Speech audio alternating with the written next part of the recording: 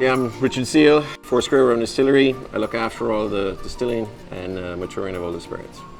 One of the big differences between rum and other spirits is that, unlike, say, whiskey or cognac, the flavor really actually comes more from the production process than the terroir.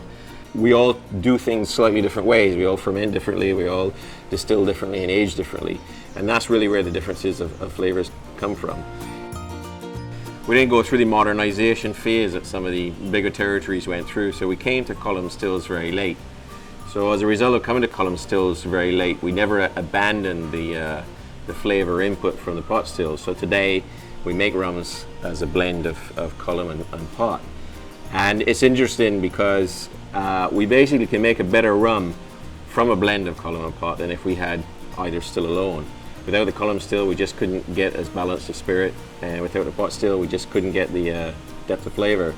In fermentation, I think probably just two fundamental differences: whether you do the secondary malolactic fermentation. That's not our preferred style, so we don't do that here. We use one common fermentation step for all our rum. So our variation in flavor then comes from distillation and aging. We can create much more complex rums because we use our distillation is a combination of column and pot.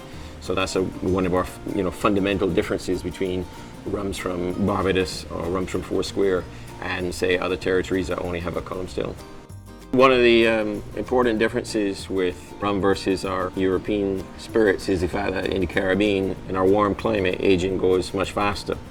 So a 5-year-old rum easily has the maturity of a 10 or 12-year-old Scotch whiskey. The problem is that it's an advantage and a disadvantage, because for the consumer, the number 12 is a more clear proposition than the number 5. But really what we want you to judge is maturity.